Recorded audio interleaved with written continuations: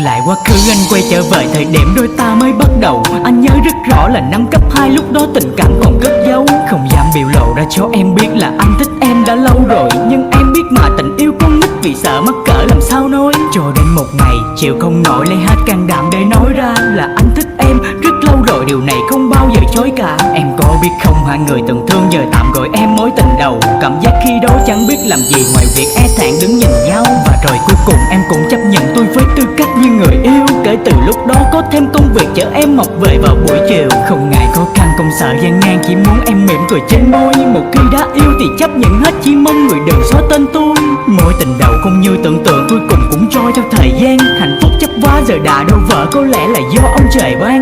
Em ra đi vì lý do khi yêu tinh tình anh lạnh lùng, không quan tâm gì đến em nên giờ trái tim ta không còn cảnh khùng. Nếu đã hết yêu thì em cứ nói, cần chi phải đặt mọi lý do. Anh sẽ không hận không trách em đâu, nhưng anh chỉ tiếc những gì có. Thời gian chia tay cũng đã lâu rồi, cho đến hôm nay anh vẫn ngỡ là ta hết duyên, có phải chỉ là một giấc ngủ xảy ra trong mơ. Nếu đã hết yêu thì em cứ nói, cần chi phải đặt mọi lý do. Anh sẽ không hận không trách em đâu, nhưng anh chỉ tiếc những gì có. Thời gian chia tay cũng đã lâu rồi, cho đến hôm nay anh vẫn ngỡ là ta hết duyên, có phải chỉ là một giấc ngủ xảy ra trong mơ. Đã rất lâu rồi mình không gặp, không biết dạo này em khỏe không. Không biết là đã có ai đến chăm sóc cho em giống người trong mộng.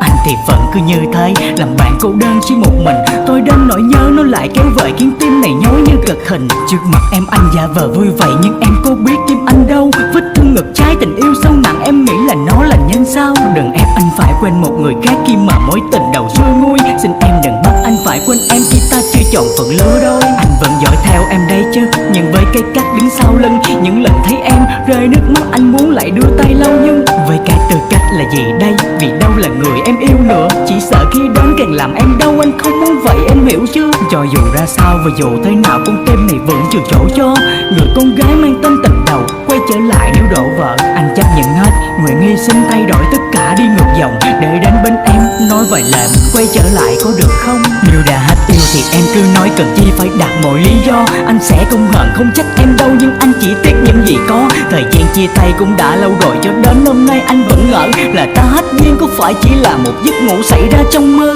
Nếu đã hết yêu thì em cứ nói, cần chi phải đặt mọi lý do. Anh sẽ không hận không trách em đâu, nhưng anh chỉ tiếc những gì có. Thời gian chia tay cũng đã lâu rồi, cho đến hôm nay anh vẫn ngỡ là ta hết duyên, có phải chỉ là một giấc ngủ xảy ra trong mơ.